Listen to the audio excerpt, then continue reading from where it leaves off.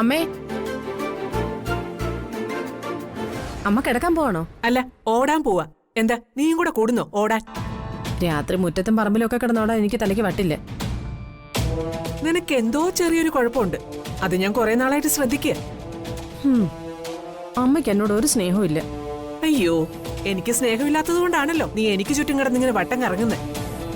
ഞാൻ എന്ത് പറഞ്ഞാലും അമ്മ എന്നോട് ചാടിക്കടിക്കാൻ വരും.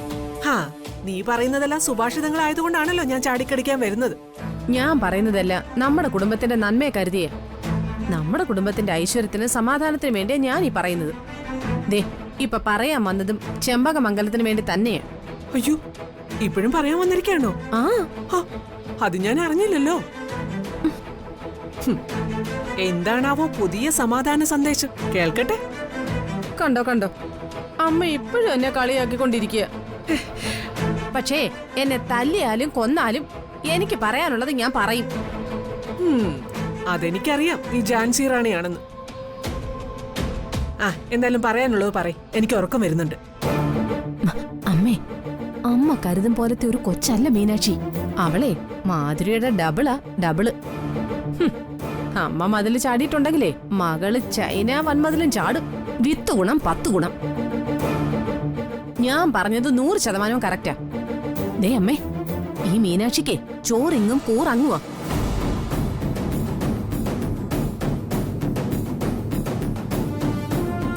ഇവള് നമ്മുടെ മുമ്പിൽ അഭിനയിക്കാമേ.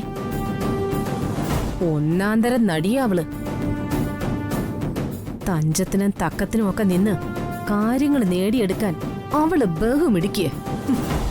നിനക്ക് മീനാക്ഷി ഇവിടെ സ്വീകരിച്ചതിൽ വല്ലാത്ത അസ്വസ്ഥതയുണ്ടല്ലേ? അത് നന്ദിനി മീനാക്ഷിയെ ദത്തെടുത്തതുകൊണ്ടും നന്ദിനിയോട് നിനക്കുള്ള പക കൊണ്ടുവാ.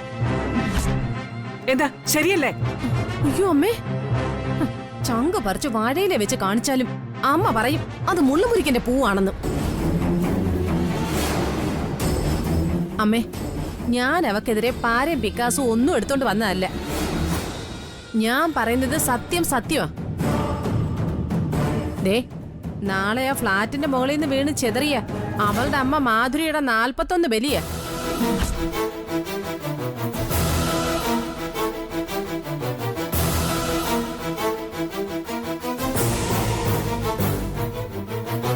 ഈ ചടങ്ങ് അവൾ ആരോടും പറയാതെ നടത്താൻ പോവുക.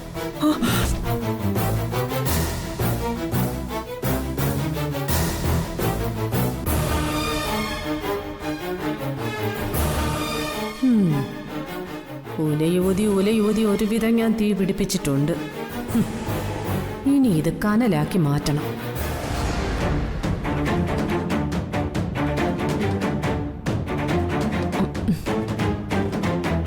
ഈ വീട്ടിലുള്ള നമ്മൾ ആരും അറിയാതെ എന്തിന് അവളെ നിധി പോലെ കാത്തു സൂക്ഷിക്കുന്ന ആ പാവം നന്ദിനി പോലും അറിയാതെയാ അവളീ ബലിയൊക്കെ നടത്താൻ പോകുന്നത്. അപ്പൊ അവളൊരു വിളഞ്ഞ പുള്ളിയല്ലേ അമ്മേ?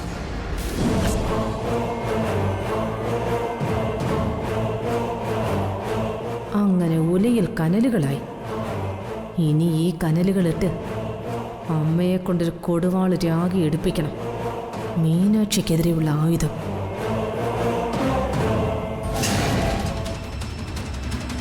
ഇവളിവിടെ നിന്നുകൊണ്ട് നമ്മളെ ഒറ്റും, ഉറപ്പാ. നീ പറയുന്നതൊക്കെ നേരാണോ? ഈ രാത്രി പോലെ നേരെ. ഈ മീനാക്ഷി അപ്പൊ എന്തു ചെയ്യണം? അവളെ അങ്ങ് അടിച്ചു ഓടിക്കണോ അമ്മേ? അവള് അവളുടെ അപ്പൂപ്പന്റെ അടുത്തേക്കോ വല്യമ്മയുടെ അടുത്തേക്കോ പോട്ടെ. എന്റെ അമ്മായിയപ്പനുണ്ടല്ലോ, അപ്പോഴെ നമ്പ്യാർക്കൊരു കൂട്ടും ആവട്ടെ. ആ മീനാക്ഷിയെ നമുക്കിനി വേണ്ട. എന്റെ കൊച്ചിനെതിരെ ഇത്തരം കുത്തിത്തിരിപ്പുകളുമായിട്ട് നീ എന്റെ മുമ്പിലേക്ക് വന്ന പടിക്ക് പുറത്തേക്ക് പോകുന്നത് നീ ആയിരിക്കും. നിന്റെ പല്ലുകൾ ഇളകണ്ടെങ്കിൽ ഇറങ്ങി പോടി, ഇറങ്ങി പോകാൻ.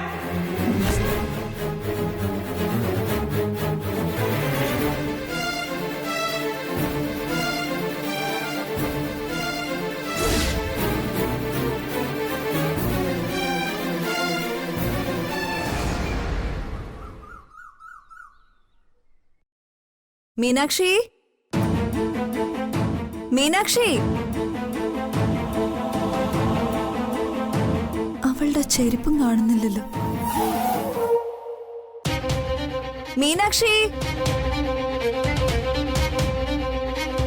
മുറിയിൽ അവളുടെ മൊബൈലും ഇല്ലല്ലോ.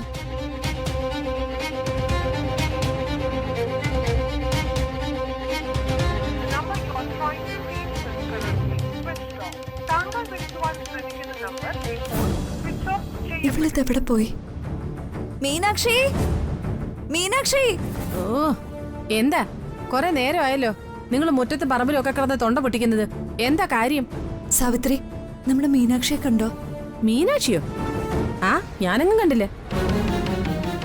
ഇവളുമാരുടെയൊക്കെ കാര്യം തിരക്കി നടന്നാലേ നമ്മൾ വെറുതെ അപമാനിതരാവും. ഞാൻ അവളുടെ മുഖത്ത് പോലും നോക്കാറില്ല. എനിക്കെന്താ ആവശ്യം? അതൊക്കെ പോട്ടെ, എപ്പോ മുതലാ കാണാതായത്? ഇന്നലെ രാത്രി മുതലോ അതോ ഇന്ന് രാവിലെ മുതലോ? ഇതിനൊക്കെ അടക്കം ഒതുക്കം ഉണ്ടോ? ചൊല്ലുവിളിയില്ലാതെ കാളക്കൂട്ടങ്ങൾ വളർന്നതുപോലല്ലേ വളർന്നത്. ആ തലതെറിച്ച മാധുരിയുടെ മകളല്ലേ? എന്താ സാവിത്രി ഇങ്ങനെ മോശമായി അവളെ കുറിച്ച് പറയുന്നത്? അവള് ജനിച്ചത് മാധുരിയുടെ മാത്രം മകളായിട്ടല്ലല്ലോ. മീനാക്ഷി സാവിത്രിയുടെ സ്വന്തം ആങ്ങളയുടെ മകളല്ലേ? അവള് ചെമ്പകമംഗലത്തെ കുട്ടിയല്ലേ? പിന്നെ ചെമ്പകമംഗലത്തെ കുട്ടി. അതെ, അവൾ ഏത് കോലത്തെ കുട്ടിയായാലും സാവിത്രി പറയാനുള്ളത് പറയും. എന്താ ഇവിടെ ആകെ ഒരു ബഹളം? എന്താ ദൈവമേ? മോനെ, അവളെ കാണാനില്ലെന്ന്. ആ മീനാക്ഷിയെ. മീനാക്ഷി കാണാനില്ലെന്നോ? അവളെവിടെ പോവാനാ?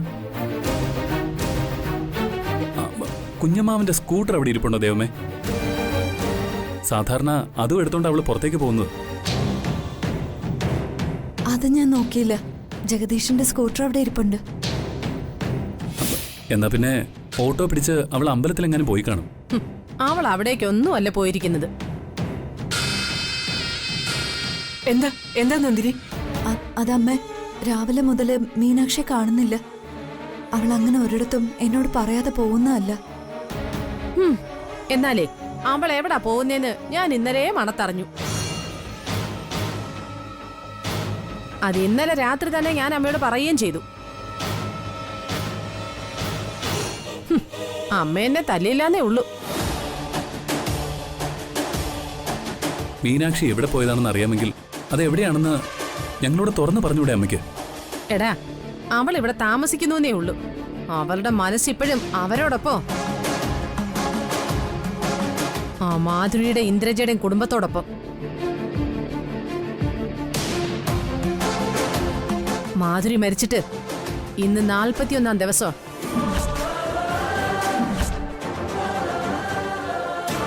അവള് നമ്മളെല്ലാം ഒളിച്ചു പോയിരിക്കുന്നതേ മാധുരിയുടെ 41-ാം ബലിയിടാന്. വെറുതെ ആവശ്യമില്ലാത്തൊന്നും പറയല്ലേ അമ്മേ. ഞാൻ പറഞ്ഞത് സത്യം. കാർത്തിക്, കാർ ഇറക്ക്. മുത്തശ്ശി വെറുതെ. നിന്നോട് കാർ ഇറക്കാനാ പറഞ്ഞത്. നന്ദിനി വാ.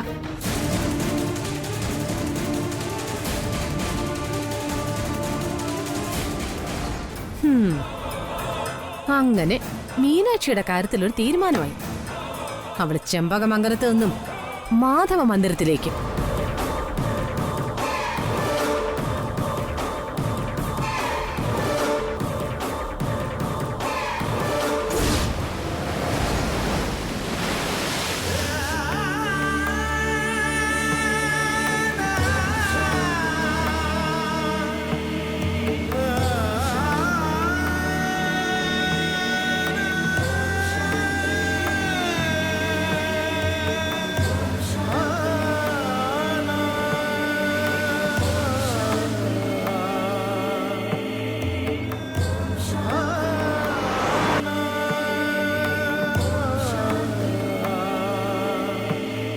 മാതാവിന്റെ ആത്മാവിന് മോക്ഷം കിട്ടണേ എന്ന് പ്രാർത്ഥിച്ചുകൊണ്ട് ആ പിണ്ടച്ചോറ് സമർപ്പിക്കുക.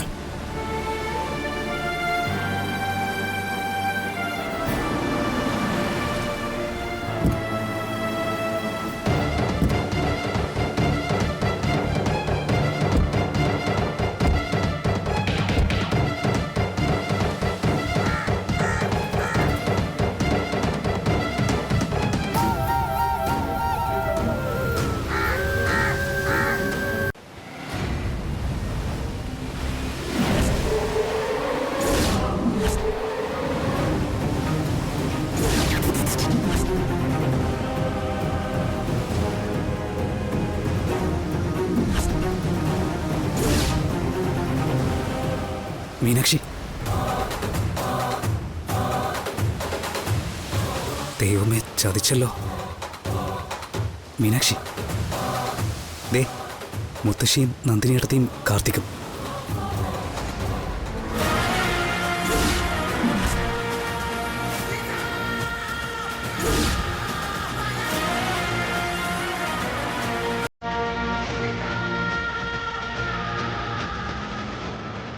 കർമ്മം തുടരൂ. ഇവിടേക്ക് ശ്രദ്ധിക്കൂ. കൈനീട്ടു.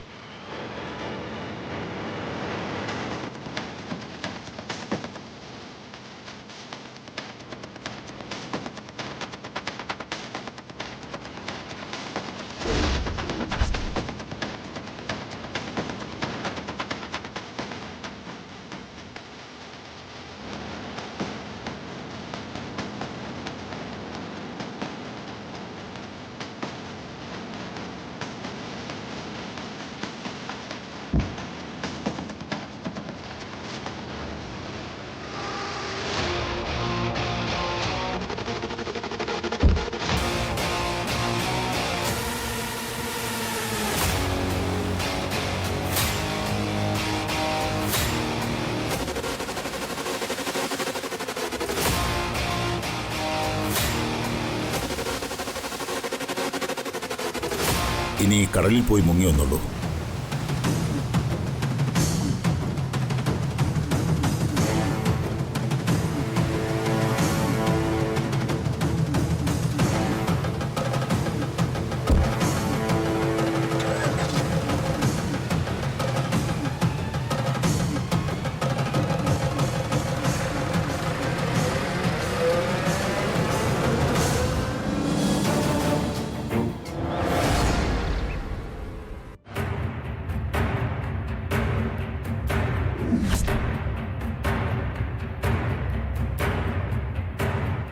നിനക്ക് നന്ദിയും സ്നേഹവും ഇല്ല. ചോറ് ഇവിടെയും കൂർ അവിടെയാണെന്ന് ഓരോരുത്തർ പറഞ്ഞപ്പോ ഞാൻ വിശ്വസിച്ചില്ല.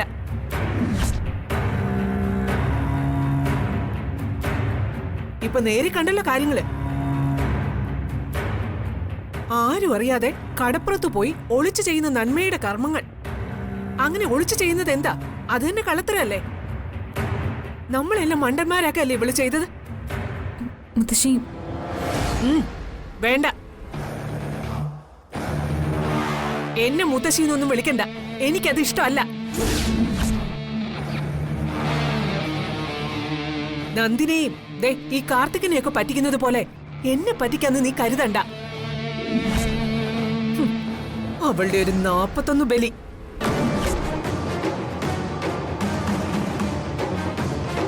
നേരം വെളുത്തപ്പോ പെണ്ണിനെ ഇവിടെയൊന്നും കാണുന്നില്ല. എല്ലാവരും ആദ്യ പിടിച്ച് അങ്ങും ഇങ്ങും നടക്കുക. ശത്രുക്കളാണെങ്കിൽ വാളും പട്ടകയും എടുക്കുന്നു. എത്ര നേരം മനുഷ്യൻ ഇവിടെ തീ നിന്ന് കഴിഞ്ഞത്?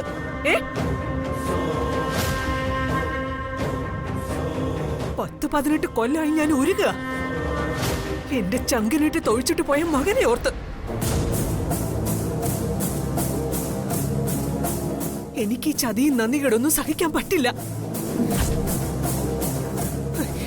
അതിനുള്ള കരുത്തൊക്കെ എനിക്ക് നഷ്ടപ്പെട്ടു. മുത്തശ്ശി, ഞാൻ പറയുന്നതൊന്ന് നീ ഇനി ഒരു അക്ഷരം വേണ്ടി പോരുത്. എന്റെ സ്നേഹവും വിശ്വാസവും തട്ടി എറിഞ്ഞവളാ നീ. എനിക്ക് നിന്നെ കാണണ്ട.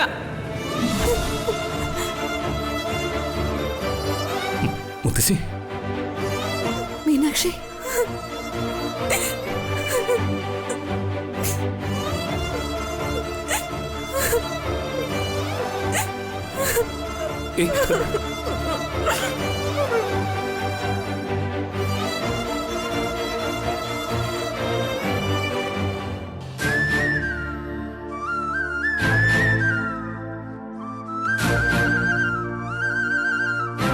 നിനക്ക് നന്ദിയും സ്നേഹവും ഇല്ല.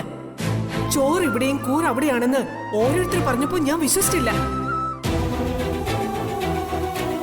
എന്റെ സ്നേഹവും വിശ്വാസവും തട്ടി എറിഞ്ഞവളാ നീ. എനിക്ക് നിന്നെ കാണണ്ട.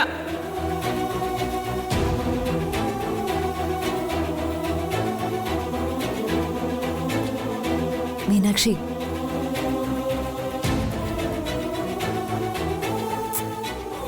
എന്തിനാ നീ ഇങ്ങനെ കരയുന്നേ? കണ്ണീരും കരച്ചിലും നീ മനഃപൂർവ്വം ചോദിച്ചു വാങ്ങിച്ചല്ലേ? നീ ആരോടും ഒരക്ഷരം പറയാതെ ഒളിച്ചു പോയി എന്തിനിങ്ങനെ ഒരു കാര്യം ചെയ്തു? അതല്ലേ നീ ഇങ്ങനെ വിഷമിക്കുന്നത്?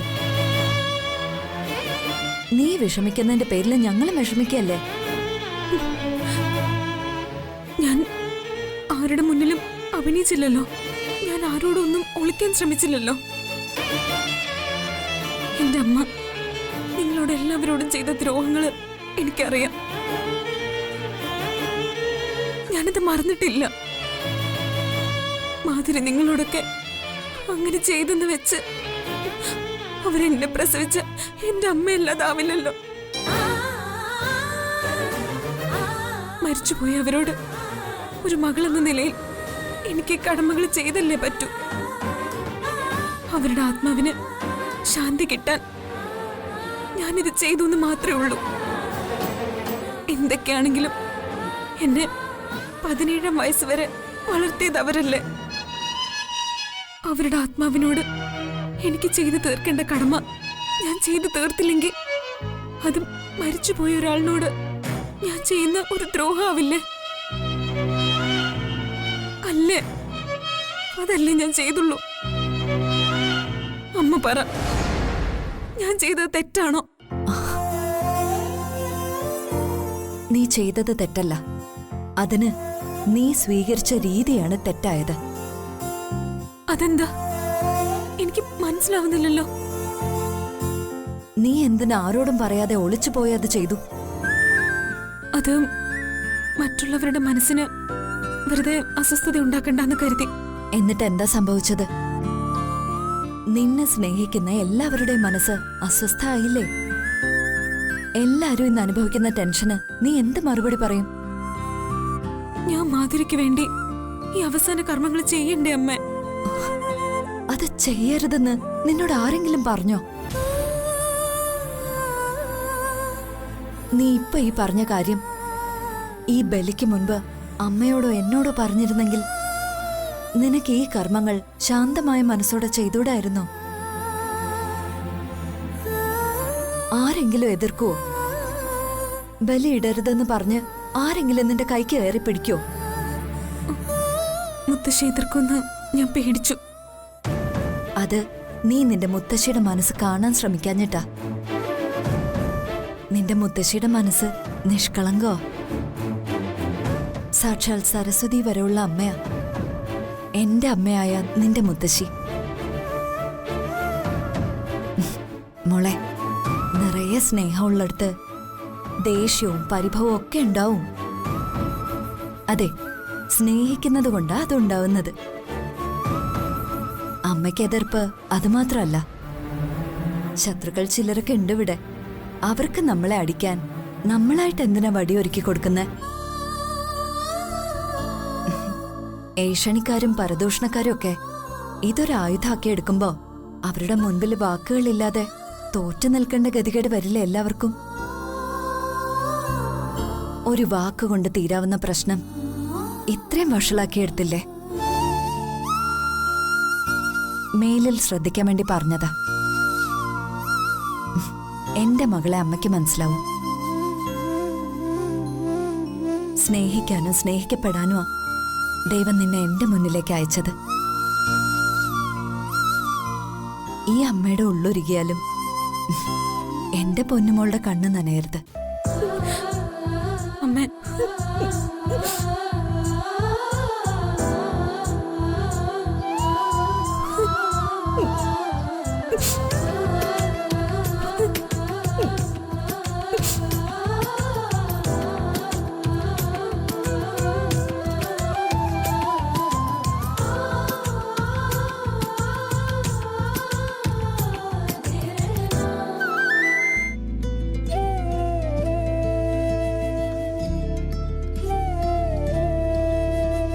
മീനാക്ഷി, മോനെ, ACP ശുദ്ധഗതിക്കാരിയും മുൻകോപക്കാരിയുമായ നമ്മുടെ മുത്തശ്ശിയുടെ ഒരു മനഃശാസ്ത്രം ഞാൻ പറഞ്ഞുതരാം. മക്കളോടും കൊച്ചുമക്കളോടും ഒക്കെ മുത്തശ്ശി ദേഷ്യപ്പെട്ടിട്ടുണ്ടെങ്കിൽ പിന്നെ വിചാരിച്ചോ, ആ ദേഷ്യത്തിന് ഇരട്ടിക്കിരട്ടിയായി സ്നേഹം തിരിച്ചിങ്ങോട്ട് കിട്ടുമെന്ന്.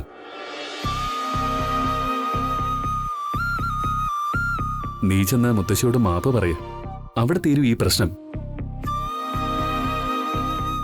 ഒരു വാക്കിൽ തീരാവുന്ന കാര്യം ഒരു മാപ്പിൽ അവസാനിക്കുന്നു. അത്രയേ ഉള്ളൂ.